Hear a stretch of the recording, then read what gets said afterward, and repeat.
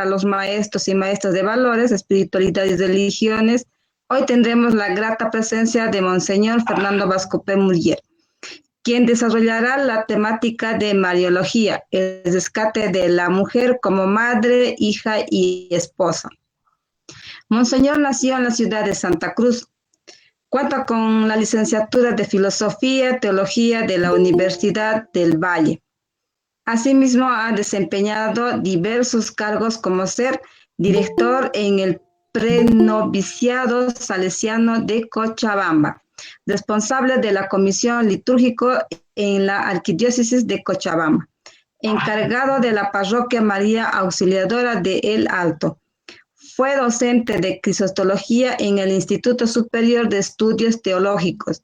El 15 de julio del presente año fue nombrado obispo auxiliar de la Diócesis del Alto. Actualmente es obispo castrense de Bolivia y presidente del área de educación de la Conferencia Episcopal Boliviana. Muchas gracias, Monseñor Fernando Bascopé, por estar con nosotros en estos cursos de formación virtual y agradecerle por su cooperación en la ponencia del día de hoy. A nombre de la CEIR Cochabamba, la comunidad pedagógica CONAPREN, le damos la bienvenida por estar aquí, Monseñor. Cuando usted guste, iniciamos con el taller.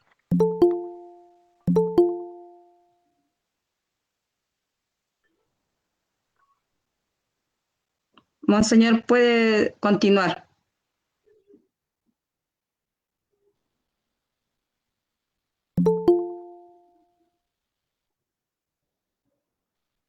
Hola, hola. Le escuchamos, Monseñor. Muy bien. Muchas gracias por sus palabras, su presentación.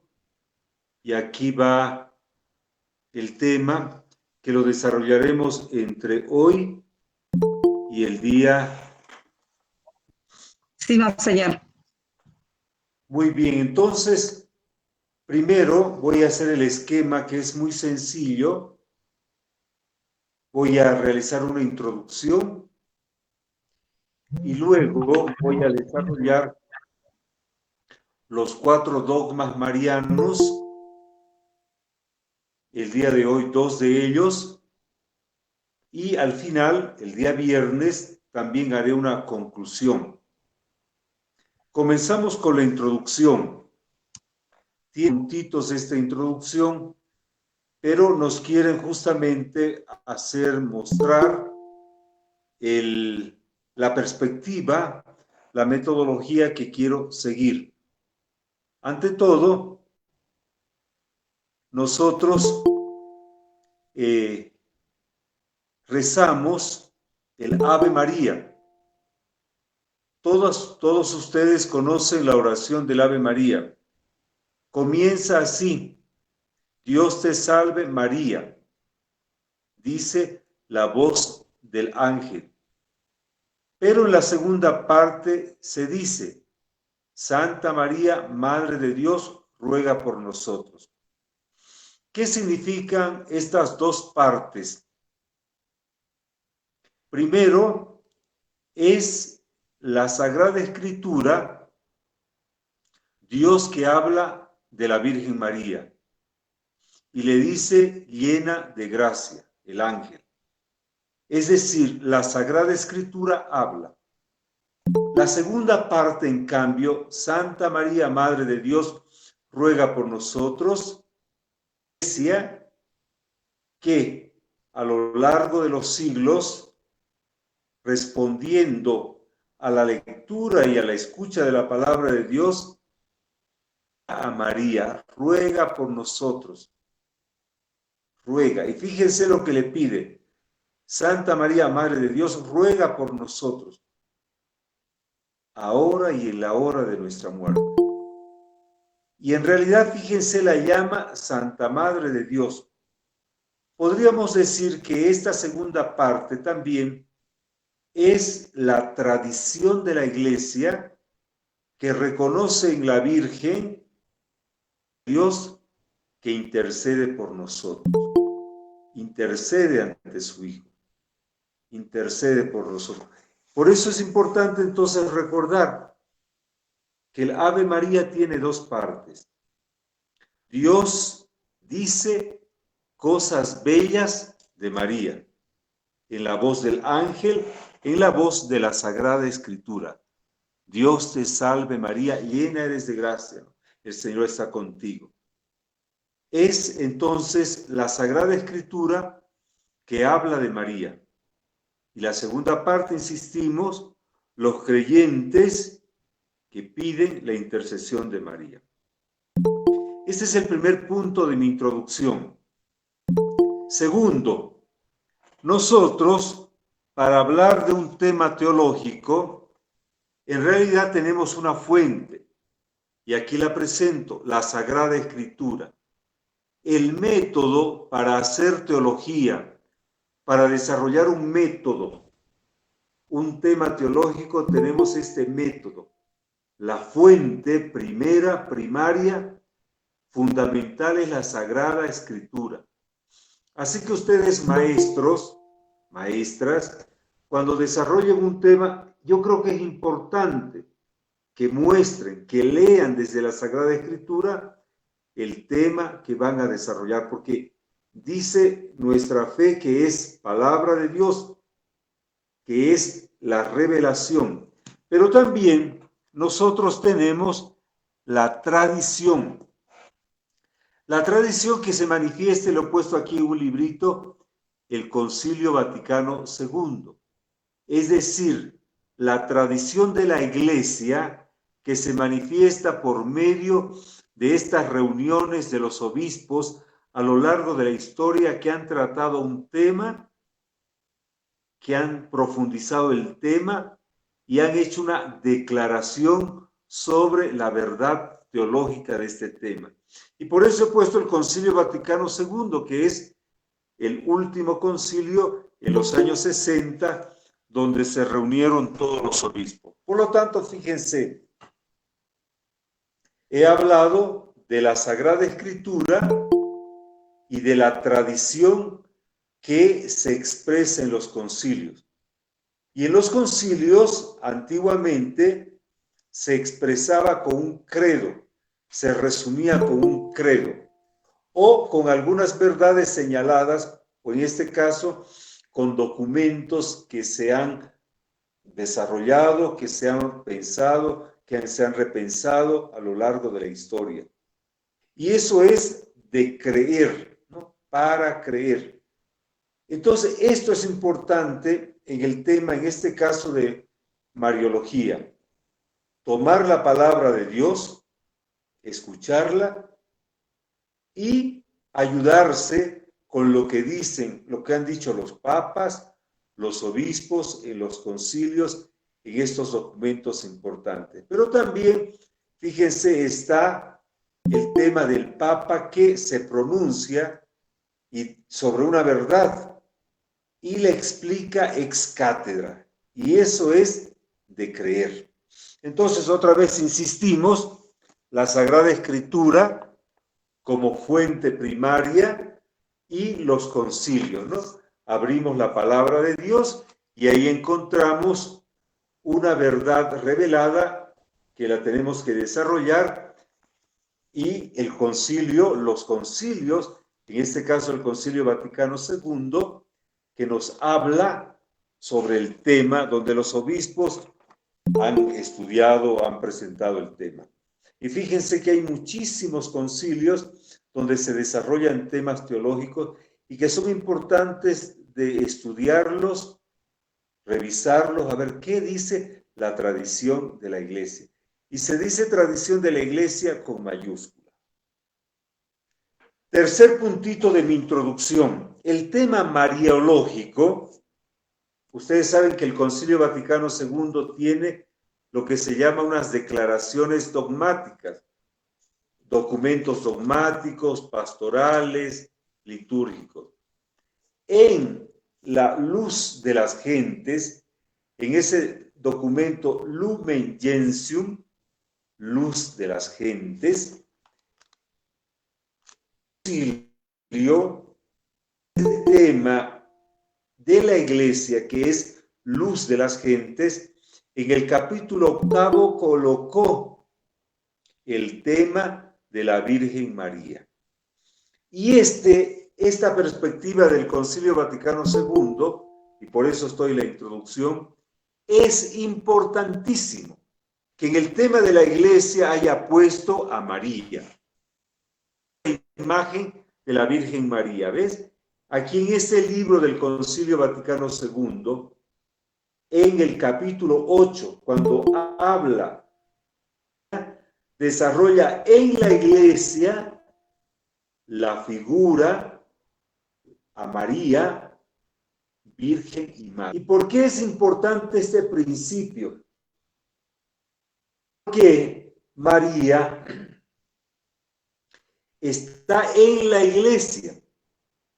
Ustedes, Hechos de los Apóstoles, capítulo 1, después de la ascensión del Señor, volvieron a Jerusalén, al piso superior, estaban orando los apóstoles con algunas mujeres y la madre del Señor. En el Concilio Vaticano II, desarrollar el tema mariológico dentro de la Iglesia. Fíjense que he dicho dentro de la Iglesia.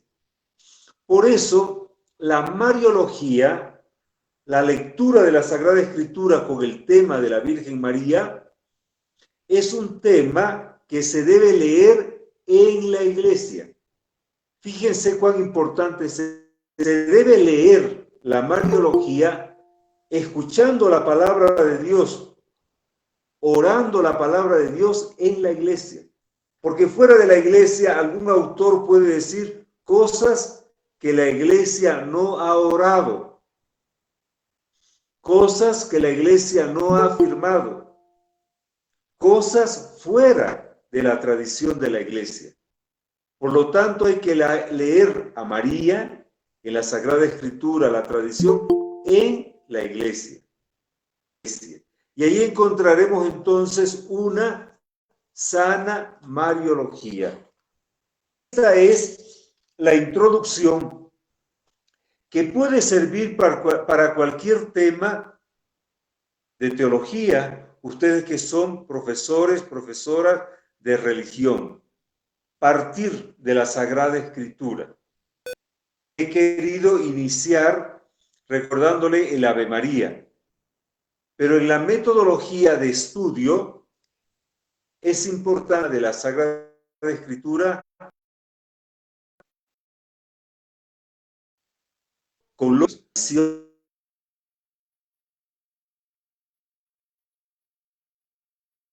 Así que es un de nosotros la Escritura. Entonces, con la introducción, teología, ustedes han puesto un subtítulo de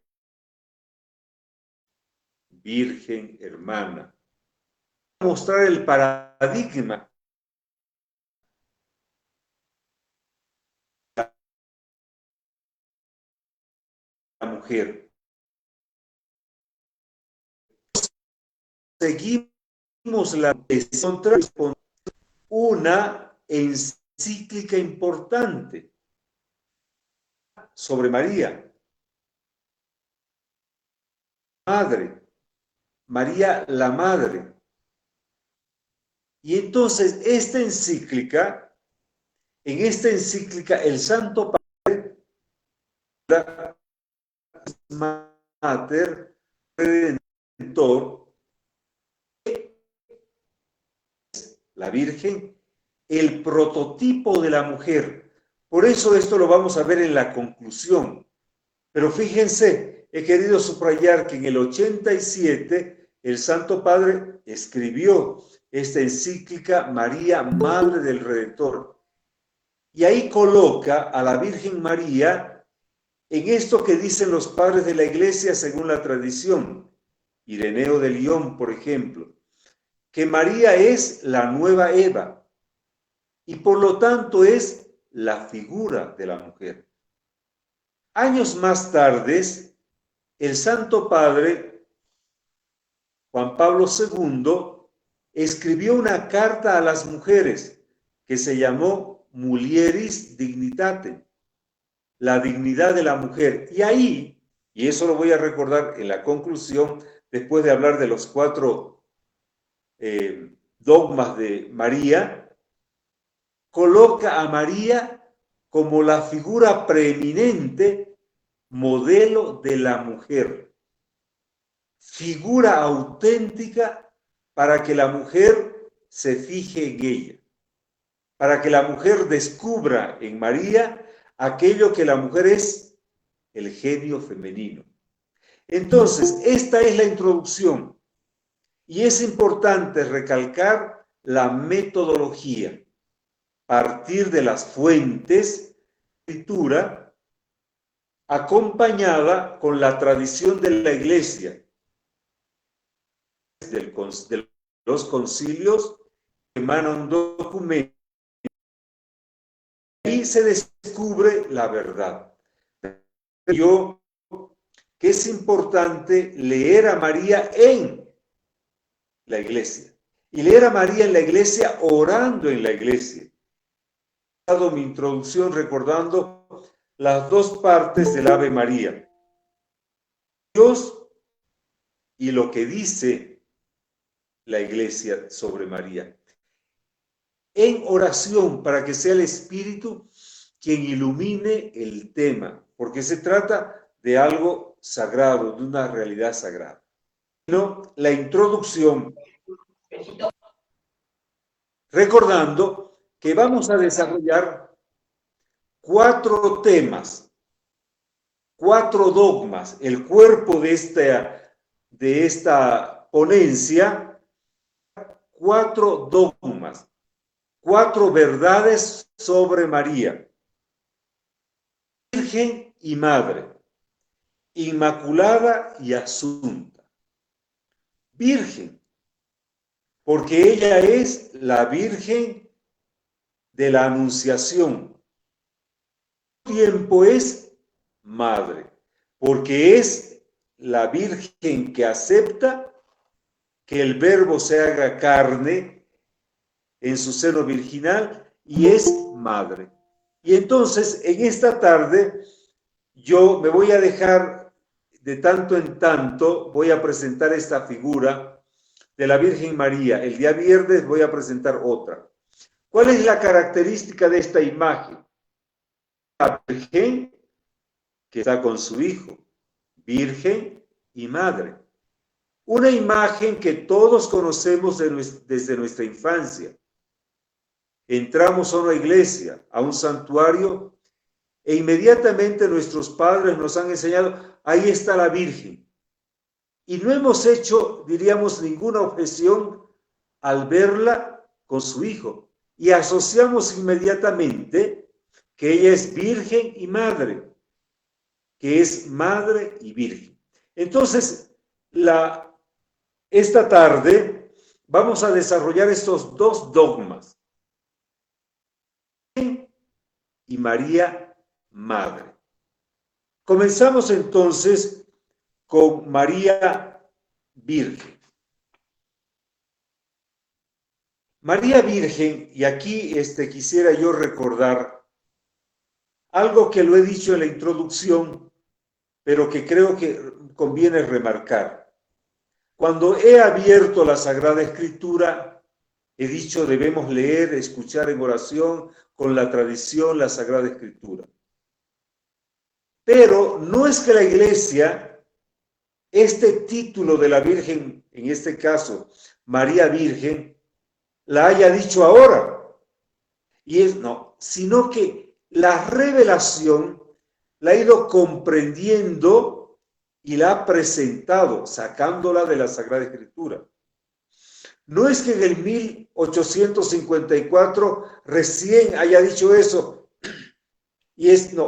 sino que es la tradición larga de la Iglesia que ha descubierto y ha ido comprendiendo la acción que Dios nos ha hecho en la Sagrada Escritura y Nuevo Testamento.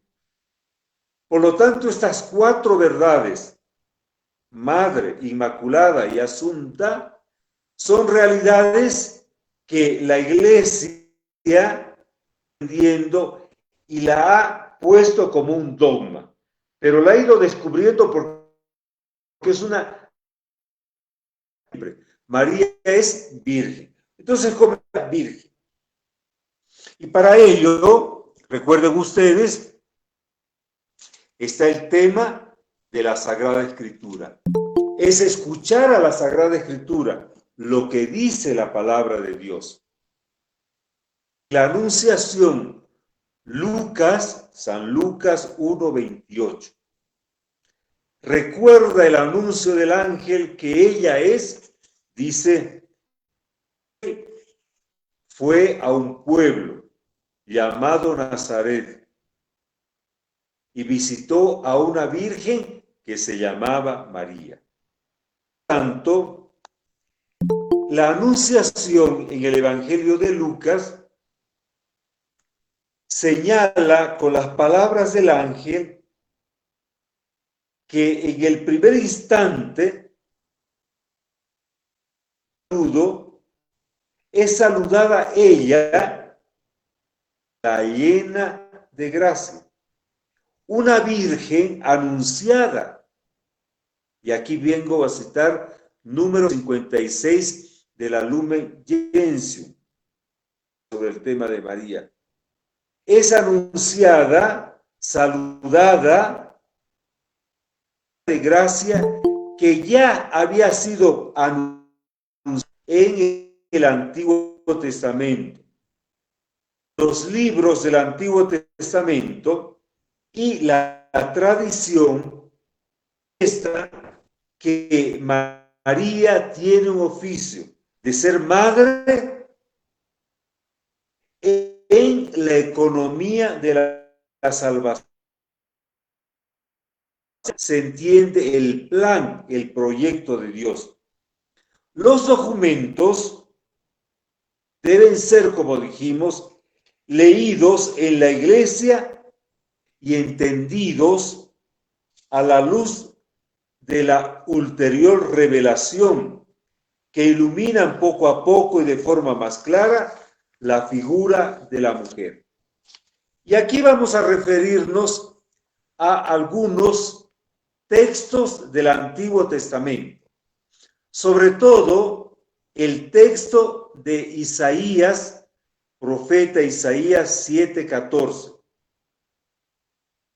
En su época, Isaías, en el siglo VII antes de Cristo, dio un anuncio de esperanza para el momento histórico en que estaban viviendo.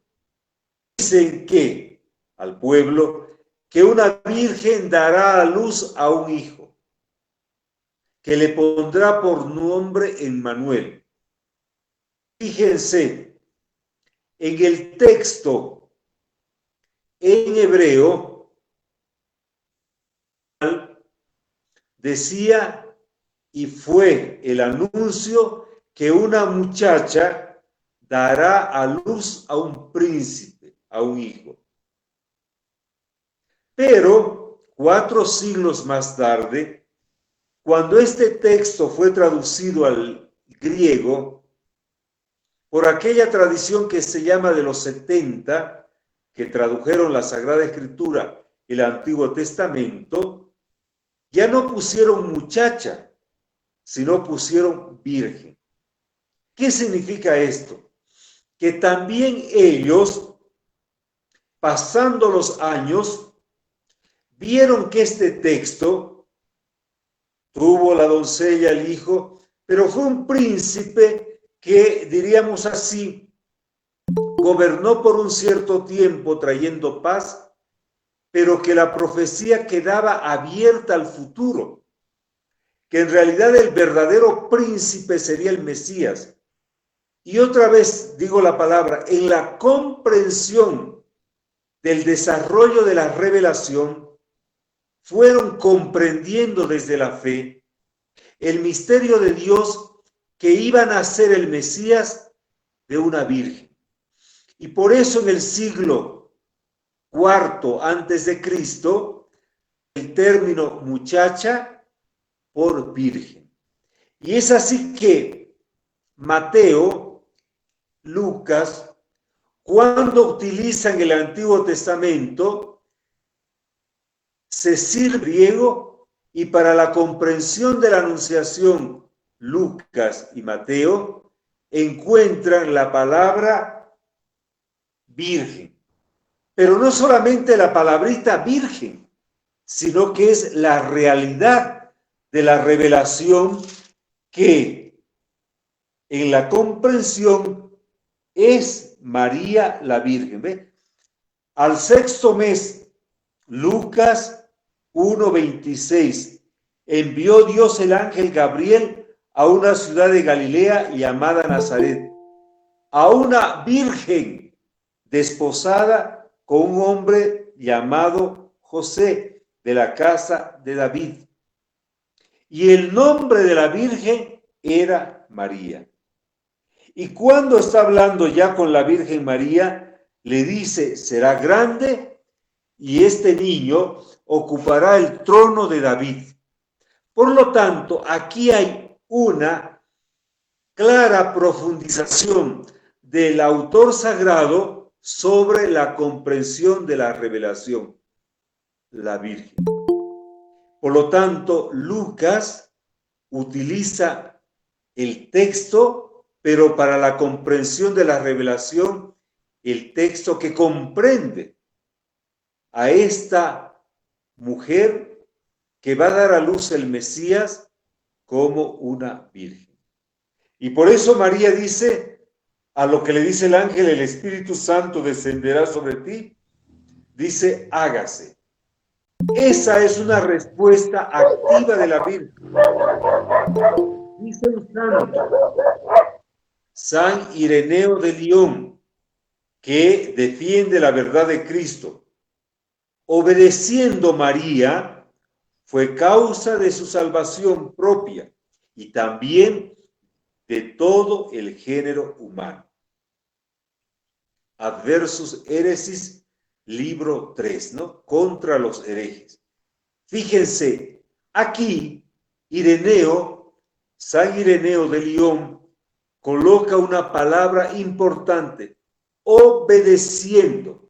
Y por eso él comienza, junto con Justino de Nablusa, como el paralelo de Eva. Eva desobedeció, María obedeció, y al obedecer fue madre de los vivientes, ¿no? Los padres de la Iglesia han ido descubriendo en la Sagrada Escritura, con la tradición, a María, la Virgen obediente, ¿ve? Obediente a Dios, obediente a su palabra.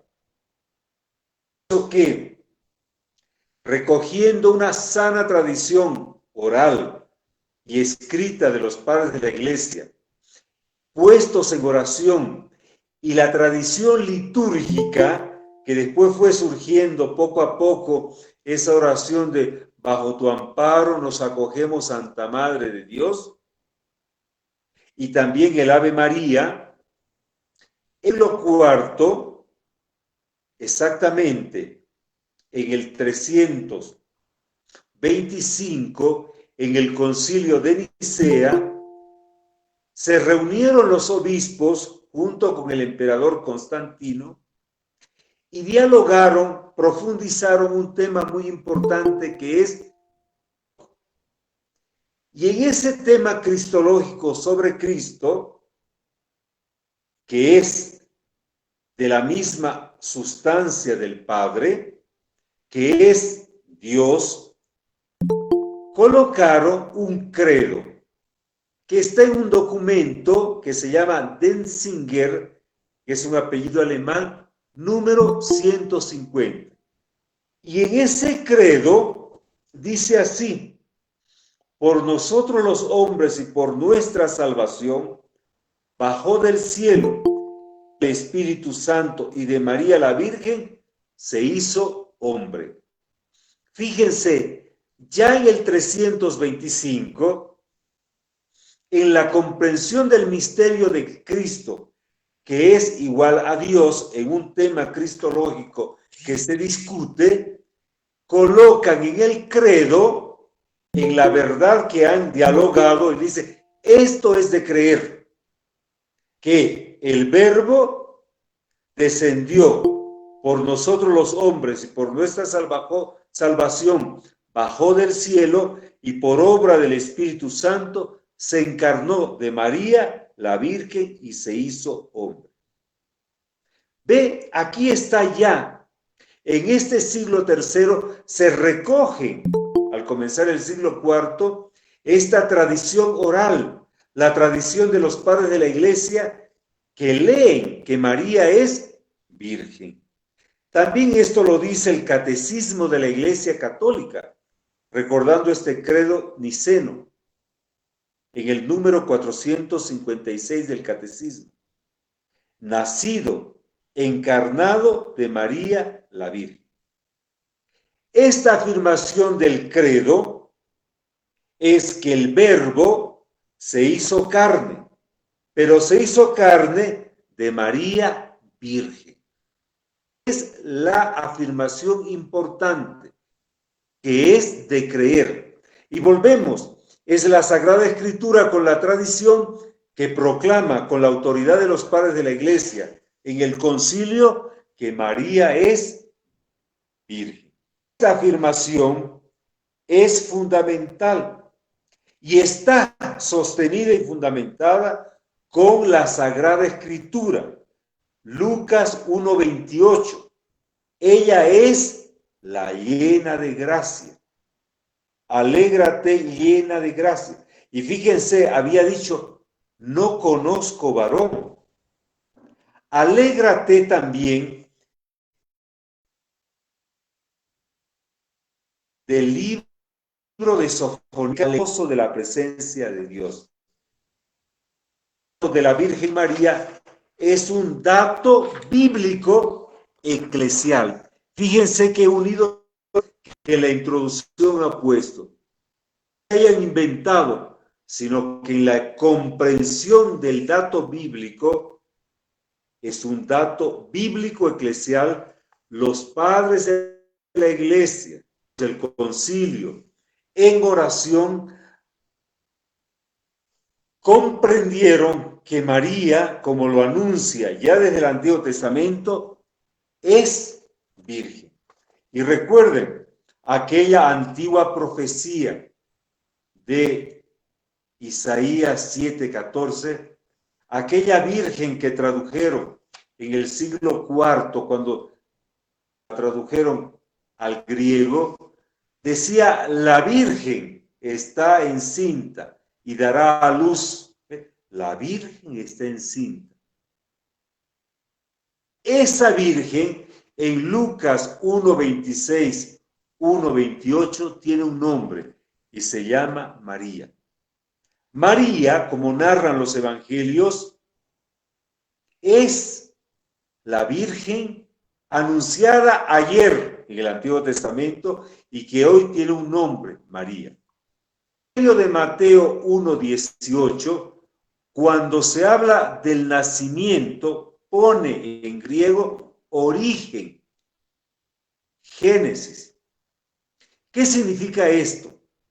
Génesis, de esta manera, se refiere al libro de Génesis 1:26, cuando Dios, ¿verdad?, creó al hombre y a la mujer. Y ahí, en el Evangelio de Mateo dice, Génesis 1, Mateo 1:18, antes de vivir juntos. Subrayar este dato. Como Génesis, cuando habla del hombre que tiene su origen en Dios, cuando en el nacimiento de Jesús pone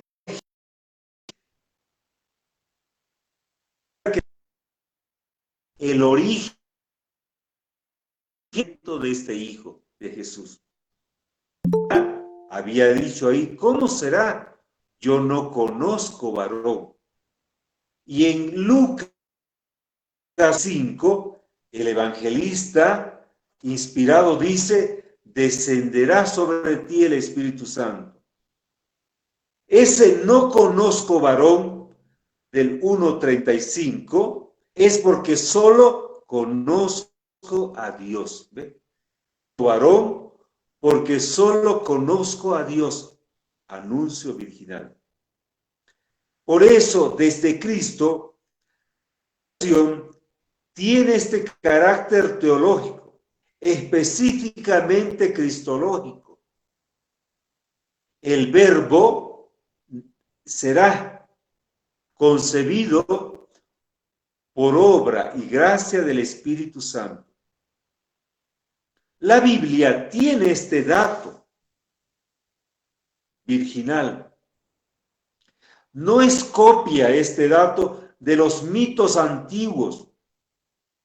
Tiene otro paralelo en las escrituras profanas, donde diríamos así se haya inspirado el autor sagrado. No, Dios le ha revelado.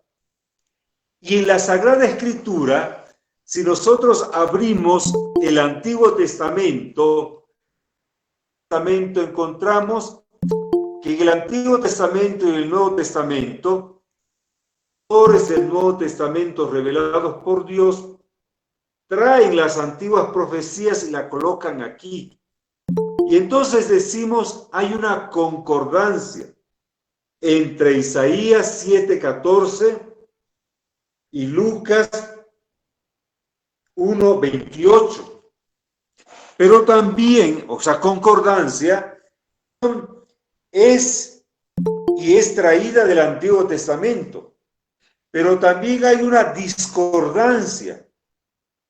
¿Por qué?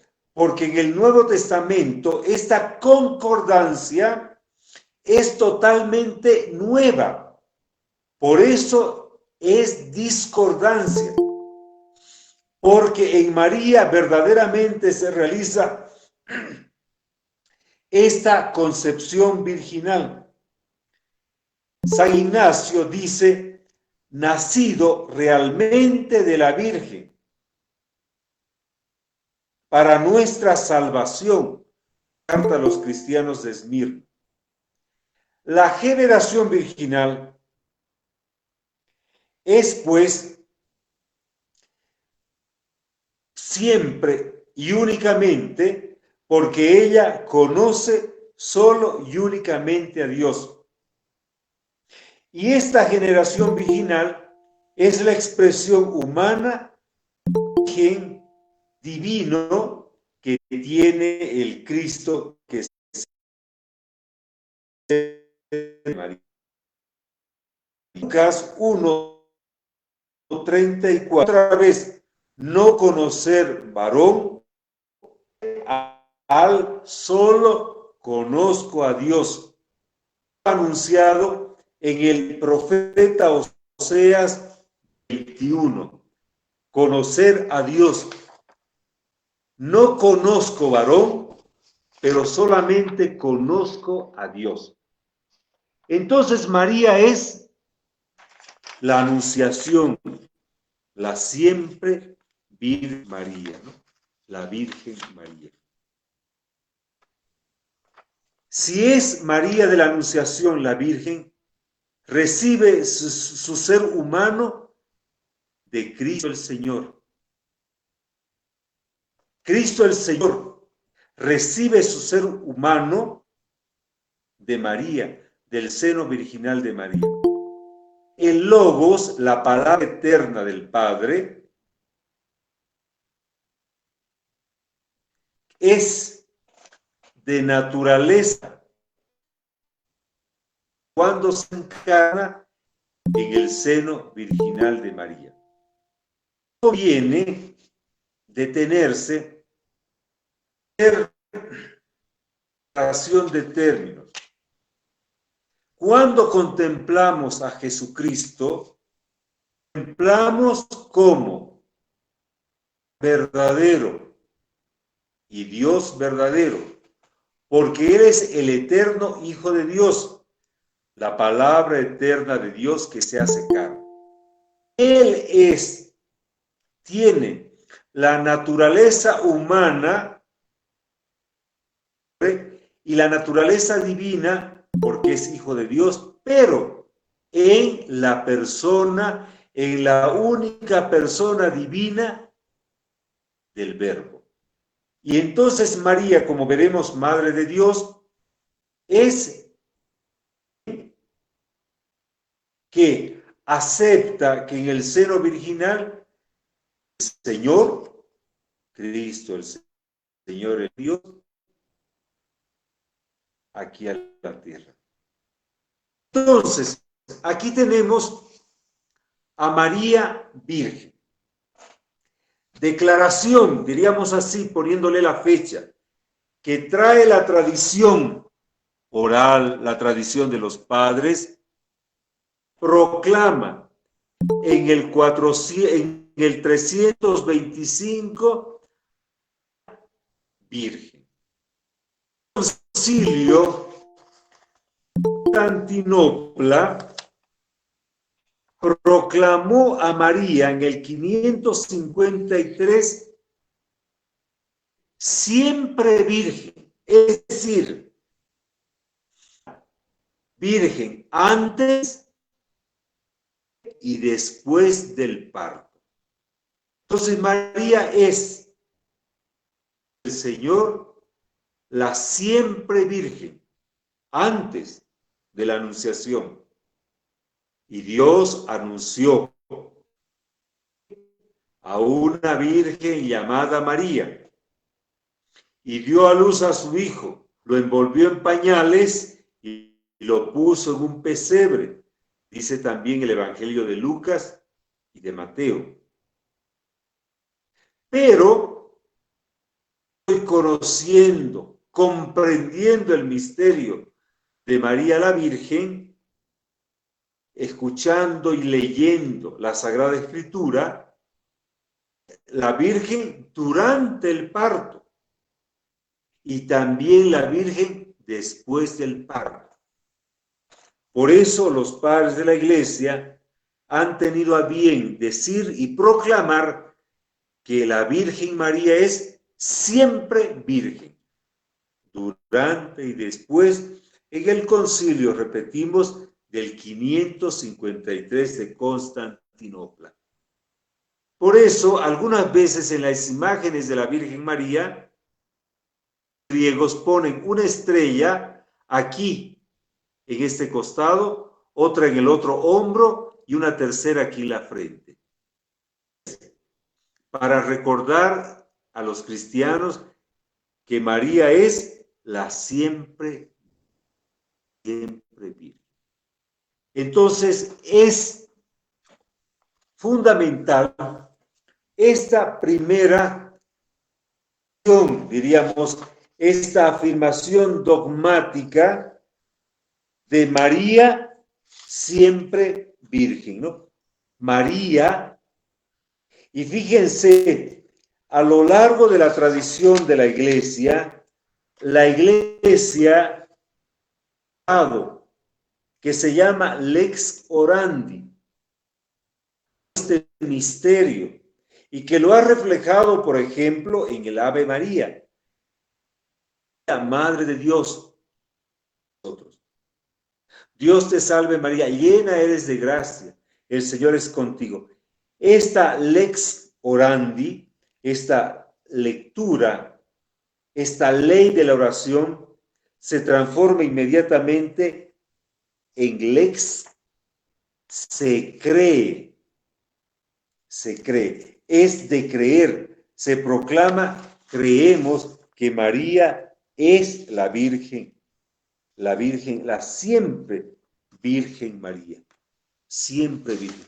Y por eso, por ejemplo, cuando algún evangélico le dice, pero tiene la Sagrada Escritura, no, mira, están tu madre y tus hermanos, ¿no? Hijos de María. Ustedes le responden que la traducción para decir primos, parientes, era decir hermanos. ¿Acaso nosotros ahora, sobre todo en estos tiempos, no decimos hermano por allá? Entonces, en ese tiempo, no había el término primo. Decir a los parientes cercanos, se le decía hermanos. No son hijos de María, sino que son los parientes de Jesús. Es larga la tradición de los padres de la Iglesia que, escuchando la Sagrada Escritura, siguiendo la tradición orante de la Iglesia, que María es virgen. Por ejemplo, yo le decía, San Ignacio de Antioquía, en el año 110, utiliza esa fórmula de San Pablo: nacido verdaderamente de una virgen, nacido verdaderamente de una virgen. Para a los gnósticos de su tiempo que Jesús había venido como el agua por un canal y que ese canal era María. No, asumió cuerpo en el seno virginal de María la Virgen. Agustín, mártir, en el 165, dice, comentando Isaías 7:14, fuera de nuestro Señor Jesucristo, ha sido generado de virgen al mismo tiempo. Es virgen y madre. El nacimiento es un nacimiento de la Virgen. ¿Ve? Estos padres mártires, y la ven a María, la Virgen, en Isaías 7:14. Leo de León, en el 202, de la virginidad de María para defender la divinidad de Cristo. Nacido de un semen de varón, él sería un hombre cualquiera y no hubiera podido redimirnos del pecado. Y habla de la recapitulación, donde la Virgen Eva cae por su incredulidad y la Virgen María recuperada por la fe. Porque anunciando a Cristo divino, afirma la virginidad de María. Los credos, porque ustedes saben que los obispos se fueron a sus lugares y se proclamaron después de Nicea el credo, todos referían en el rezo, sobre todo de los domingos, el credo, y ahí afirmaban justamente eso: descendió del cielo de María Virgen, de María la Virgen.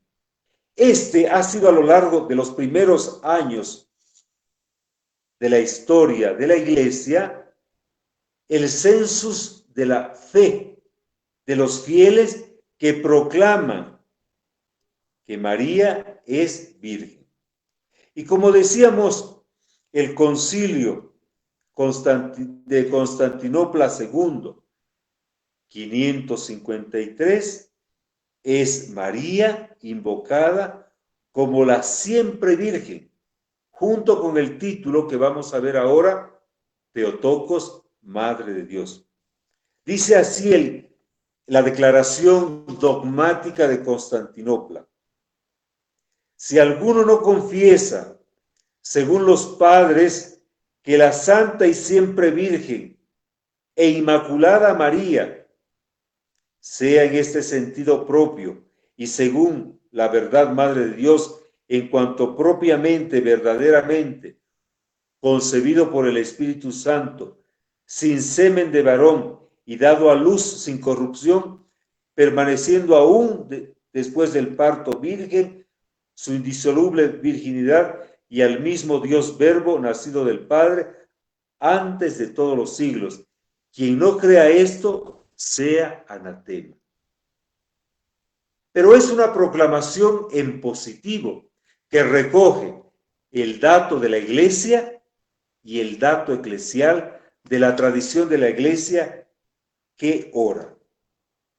La virginidad de María, como las otras verdades marianas, forman parte de un corpus de la fe que no se puede dividir.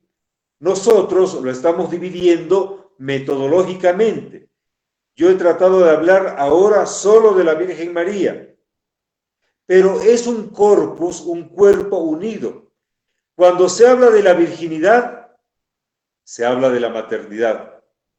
Cuando se habla de la maternidad, es una maternidad virginal. Cuando se dice virgen, como hemos escuchado en esta declaración de Constantinopla, se dice santa. Y porque se dice inmaculada virgen, ella ha sido elevada en cuerpo y alma. 4 verdades, estos 4 dogmas, en realidad solo se fundó en María Santísima.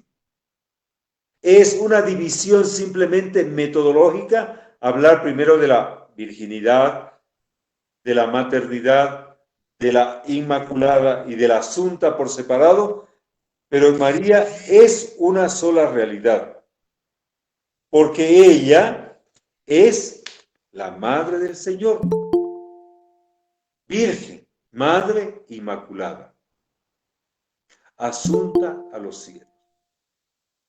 Entonces, esta es la primera declaración que he querido desarrollar en este primer momento.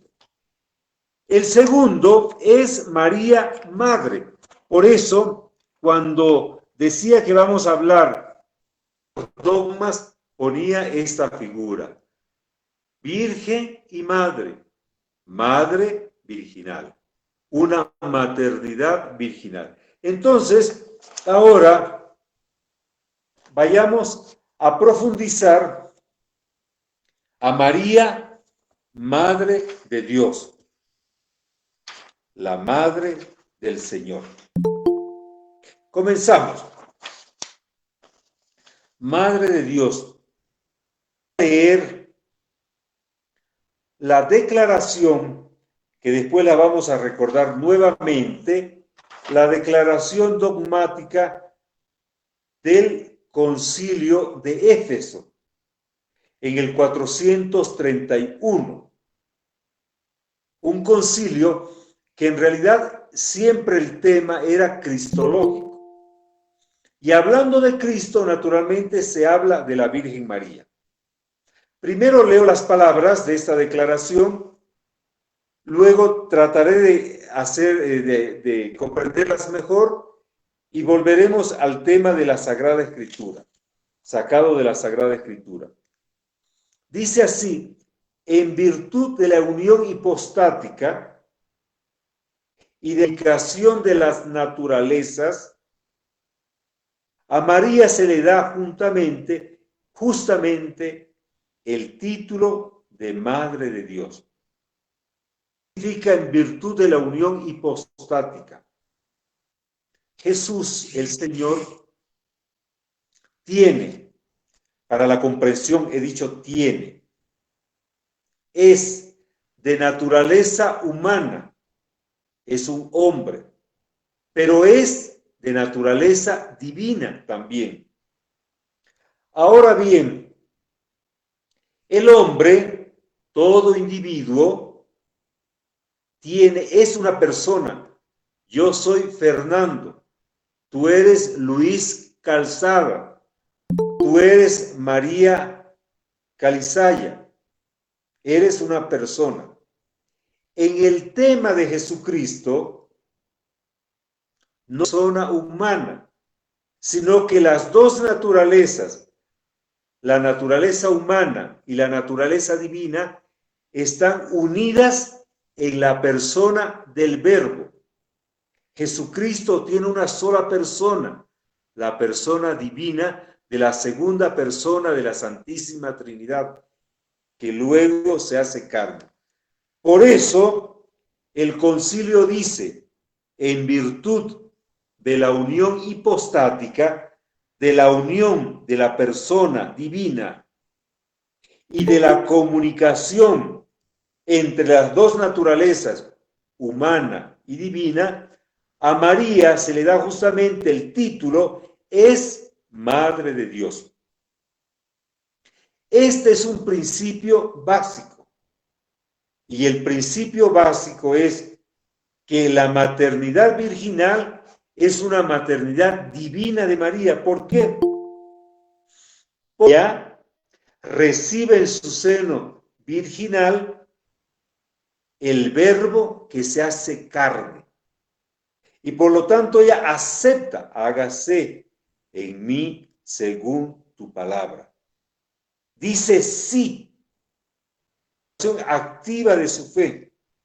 Y en ese sentido, el verbo eterno del Padre, que es carne en el seno virginal de María, le da a María la realidad de Otokos, Madre de Dios.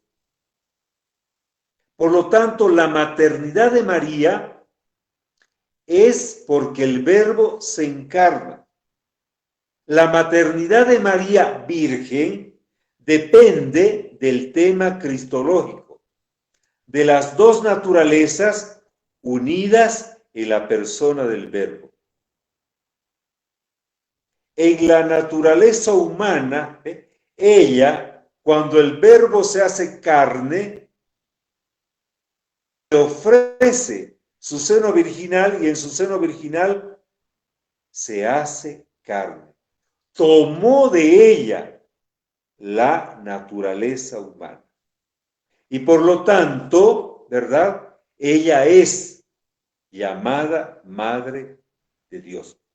Aquí hay dos hombres que en este siglo comienzan a discutir una cuestión cristológica.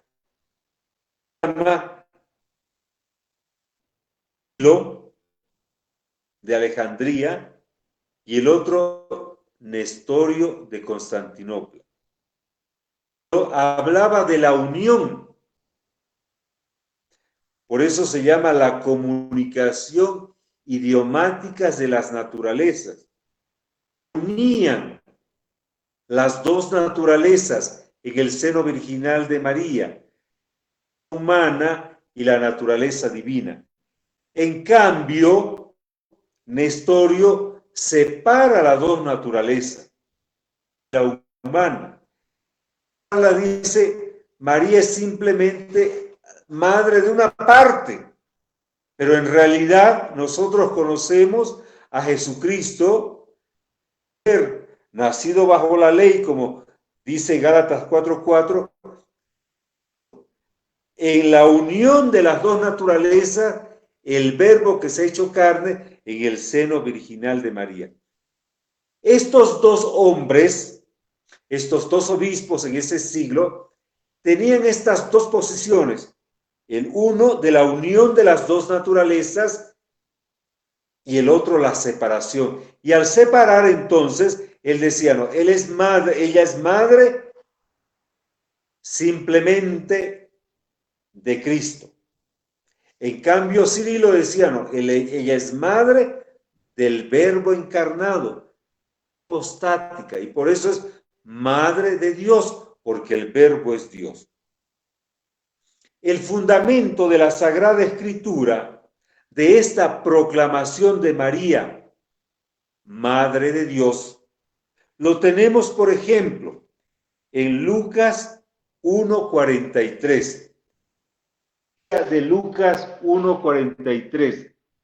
Pareciera que es una citación insignificante, ¿no? Ah, qué bonita la cita que le hiciera su prima Isabela María. Entonces, Lucas 1:43, que dice así, y exclamó a gritos, bendita tú eres entre todas las mujeres, y bendito el fruto de tu seno. ¿Y de dónde a mí que venga a verme la madre de mi Señor? Fíjense, esa citación que está en la boca de Isabel es una proclamación de que en el seno virginal de María está mi Señor, Dios, el Verbo que se hace carne, la madre de mi Señor. Y Señor, la palabra Señor es puesta ahí para poner el nombre de Dios. Por lo tanto, ya en la Sagrada Escritura, el autor sagrado, en este encuentro entre estas dos mujeres, esta afirmación que ya el evangelista Lucas ve que en esta Virgen Madre, ella es la Madre del Señor. Recuerdan otra citación, ¿no? En Juan 2:2, que es el tema, las bodas de Caná de Galilea. Estaba la Madre del Señor, la Madre de Jesús. El Verbo se hizo carne. Capítulo 1, versículo 14 y versículo 18. Se hace carne y acampa en medio de nosotros. Acampa, pone su carpa en el seno virginal de María. Y por lo tanto el Verbo, que dice en Juan 1:1, junto a Dios, y el Verbo era Dios, al hacerse carne, al hacerse carne en el seno virginal de María Virgen, Madre, ella es Madre del Verbo encarnado. Gálatas 4:6. Nacido de mujer, nacido bajo la ley. Entonces María es puesta, es colocada ya desde la Sagrada Escritura como la Madre de mi Señor. Por eso es de Dios. Y aquí otra vez la imagen de María Virgen y Madre.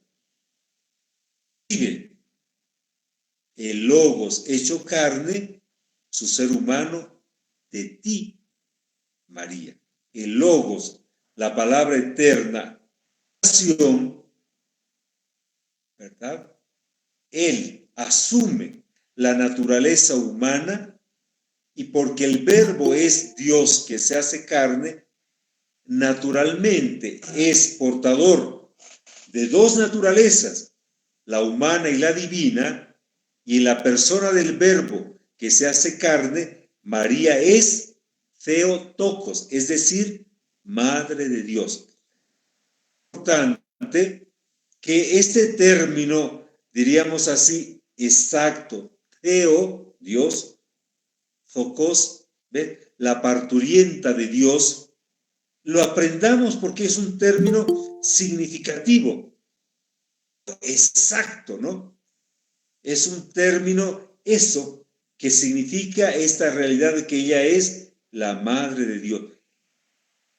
Tokos, Madre de Dios, no equivale simplemente a tener una relación moral. Ah, qué bien, por medio de la oración espiritualmente se relaciona con el Verbo eterno. No, sino que dio a luz a Logos encarnado de dos naturalezas, a su único hijo, y lo dio a luz, ¿verdad?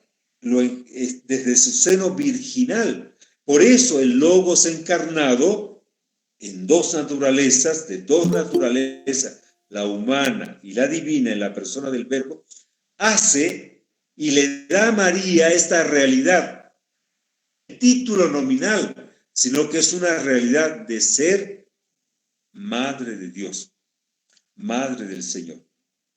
Así continúa escribiendo el Concilio de Constantinopla,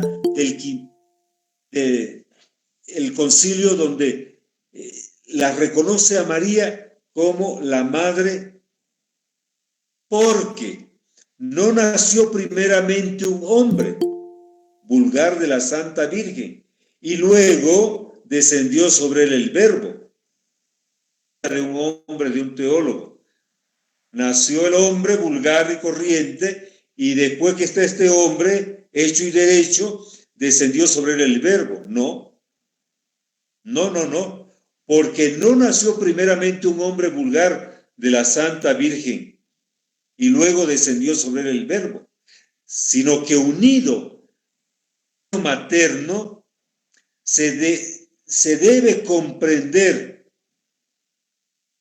que este nacimiento del Verbo hecho carne es verdaderamente el que le concede a María la Madre de Dios. Por eso los santos padres no tuvieron inconveniente de llamarla Madre de Dios a la Santa Virgen María. Éfeso 431. Y que luego lo reafirma 20 años más tarde el Concilio de Calcedonia, cuando está defendiendo la cristología como la divinidad de Jesús, el Señor, el Verbo encarnado. Es María la Madre del Señor, la Madre de Dios. Y por eso, fíjense, la tradición litúrgica, la tradición de las imágenes que tenemos de la Santísima Virgen María, normalmente la colocan así, Virgen y Madre, Madre virginal, Madre y Virgen.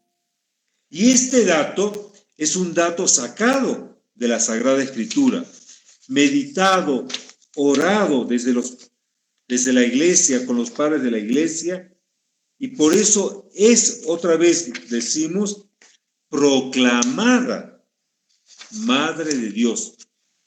Pero es proclamada reconociendo, comprendiendo este misterio que está en la Sagrada Escritura.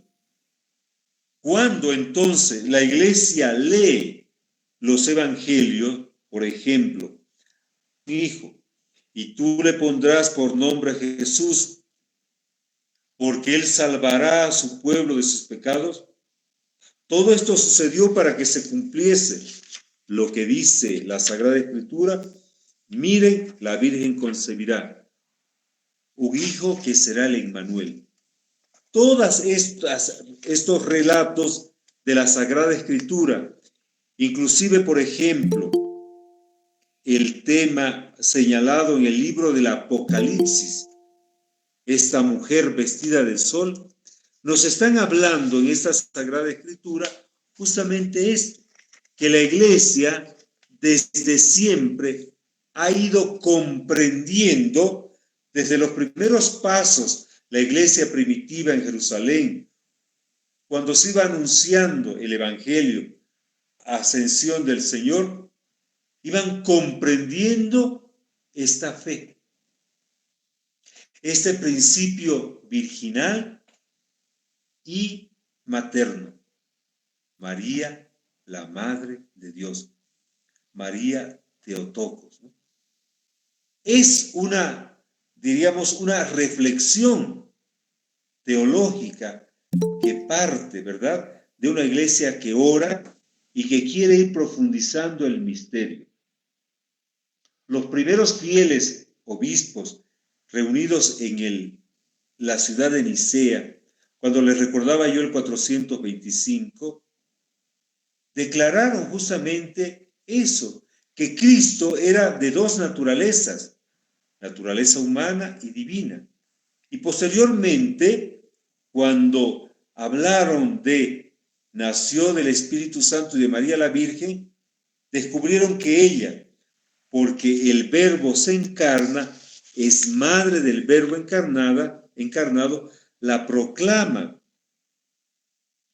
Vamos a decir así, el título de Madre de Dios. Por eso, de esta manera, María Theotokos, Madre de Dios, expresa claramente la realidad de Cristo, que el Cristo se hace carne, la segunda persona de la Santísima Trinidad, y al mismo tiempo, al comprender que el Verbo se hace carne, el Verbo que es Dios, inmediatamente comprendemos que María es madre del Mesías, verdadero Dios y verdadero hombre. Y ella no es simplemente una madre, sino que, como decíamos, no es que se ha hecho un hombre y después vino el Verbo, sino que es madre verdaderamente y se ha involucrado totalmente. Y en su seno virginal le ofrece la naturaleza humana. Y por eso es madre realmente del Verbo encarnado. Hombre de verdad. Pero ese hombre es Jesús, fruto bendito del vientre de María, que es el Verbo de Dios. La palabra hecha carne es Dios mismo. Por razón, decimos nuevamente, María es madre de Dios. Y la palabra clave es Teotocos. En la tercera carta de San Cirilo de Alejandría, para responder a Nestorio, le responde con unos que se llaman anatemas, que son condenas. Esta carta es aprobada en el Concilio de Éfeso como doctrina oficial de la Iglesia, y así queda rechazado Nestorio con la doctrina que tenía él de la separación de la naturaleza, y aceptaba la propuesta de Cirilo de Alejandría en el concilio, que se unen las dos naturalezas y María es la madre, otra vez insistimos exactamente, la madre del Verbo encarnado. Y termino y después vienen las preguntas de esta primera parte. Si alguno no confiesa que el Emmanuel es Dios en verdad y que por esa razón la Santa Virgen es Madre de Dios, porque ella engendró carnalmente el Verbo de Dios hecho carne, sea condenado anatema. Y luego continúa esta declaración dogmática, cuidadosamente, ¿no? Explicando que tiene la naturaleza humana y la naturaleza divina. Y por eso están unidas en el Verbo. Cristo es verdadero hombre y verdadero Dios. Si no pudiese habernos redimido, así, si no nos hubiera redimido, si no es verdadero hombre y verdadero Dios. Por lo tanto, María es la madre de Dios encarnado. Entonces, aquí este concilio aclara quién es Cristo. Y aclarando quién es Cristo, el Verbo hecho carne, de dos naturalezas, humano y divina, en la única persona del Verbo, así queda clara también la realidad de la Virgen, que es madre del Verbo encarnado, madre de Dios. Entonces, hasta aquí diríamos la presentación de los dos dogmas. La virginidad, la Virgen anunciada, sobre todo en Isaías 7:14, en Lucas 1:26-28, se llama María. Y a lo largo de la historia, leyendo, orando la Sagrada Escritura, la Iglesia proclama a María en el concilio de Nicea 325, nacido del Espíritu Santo y de la Virgen María. Y el concilio de Constantinopla, siempre Virgen María, 553.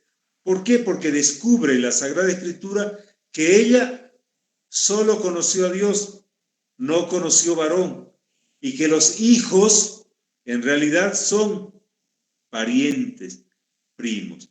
Y por eso el concilio con los padres, leyendo la Sagrada Escritura, la proclama siempre virgen, antes, durante y después del parto con las 3 estrellas. Y luego el segundo dogma es, como vemos en la imagen, María, la madre de Dios, porque es madre del Verbo encarnado.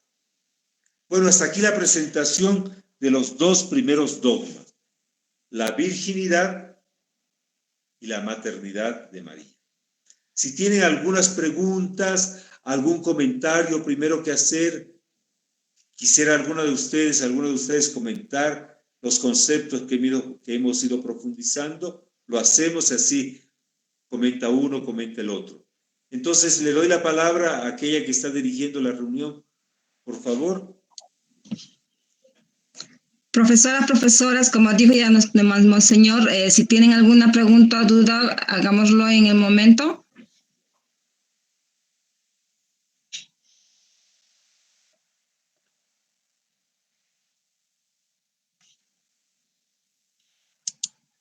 Mientras están pensando las preguntas, yo les digo a los profesores, a las profesoras, que cuando den la clase de religión y hablen siempre de estos temas, citen las citaciones bíblicas, 1:26, 1 no sé cuánto.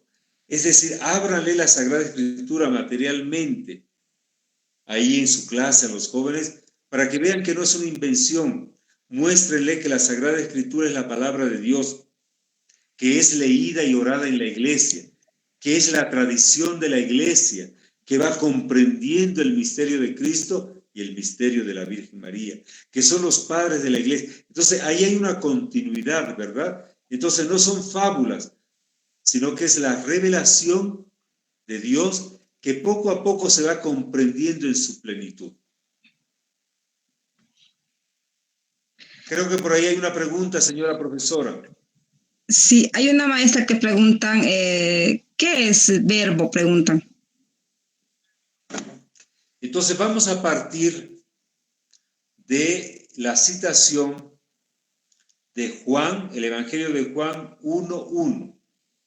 La palabra de Dios estaba junto a Dios. La palabra era Dios. Palabra equivale también a verbo. ¿Y quién es la palabra? Es la segunda persona de la Santísima Trinidad. El Padre Creador pronuncia la palabra y la palabra pronunciada es su Hijo, que equivale también a decir el verbo eterno del Padre. Entonces, ¿qué es verbo? El verbo es la palabra de Dios y la palabra de Dios pronunciada por el Padre es la segunda persona de la Santísima Trinidad, que en el Evangelio de Juan 1:14 se hace carne. Juan 1:14, acampa entre nosotros la palabra eterna de Dios Padre, su Hijo, porque el Hijo y el Padre son interlocutores.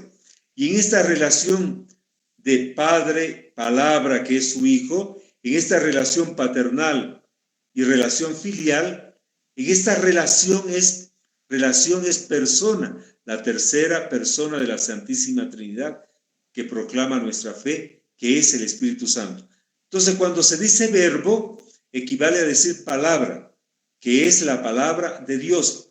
Y la palabra de Dios es su Hijo, que llegada a la plenitud de los tiempos, según la Sagrada Escritura y nuestra fe, Gálatas 4:4-6, se hizo hombre, nacido de María, y según Lucas, la Virgen se llamaba María. ¿Qué es verbo? El verbo es la palabra de Dios, que luego, en la plenitud de los tiempos, se hace carne y habita en Jesucristo.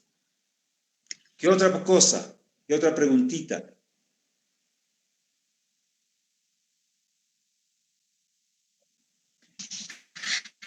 Anotas, monseñor.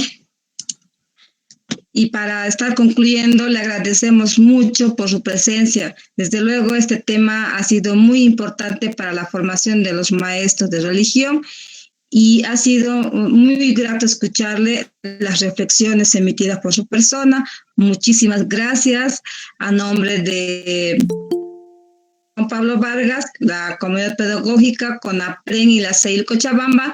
Le decimos muchas gracias, monseñor, que nos vamos a volvernos a ver el día viernes a la misma hora, profesoras, profesores. Perdón, monseñor, antesito de terminar, quizá a manera de comentario. Gracias, porque realmente, si bien esto ya lo teníamos como conocimiento todos los profesores, pero siempre es bueno volver a beber de esta agua que se llama María, que de una u otra manera identifica a las mujeres a seguir ese camino, a ser realmente sinceras en nuestro trabajo diario de aula, de casa, de mamá, de amigas, de esposas también. Y hago un poquito la cadena con el tema de Padre Moscoso, cuando nos hablaba sobre cristología, hombre, mujer, ambos con una importancia única, hijos de Dios, creación de Dios. Y realmente, gracias por toda esta reflexión. Le comento que estoy aquí con mi esposo y nos hace recuerdo mucho, mucho a la época de cuando éramos catequistas, muy jóvenes nosotros, pero volver a recapitular, volver a recordar todas estas cosas y especialmente, como usted decía, con citas bíblicas. Espalda mental, sino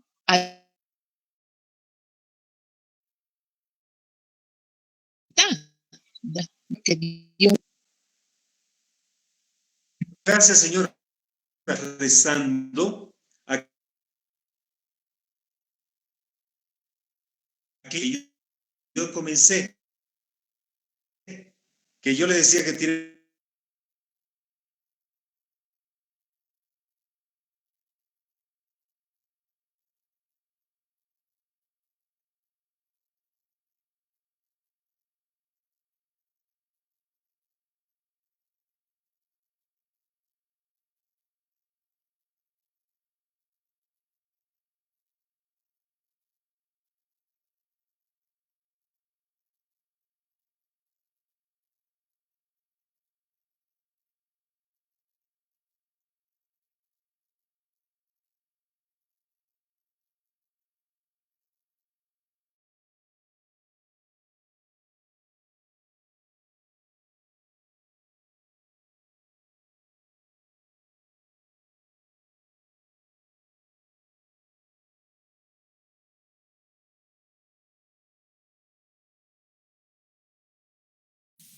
Hasta luego, Monseñor.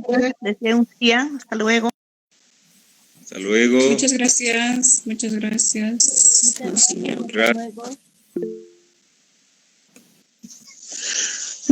Hasta luego, Monseñor.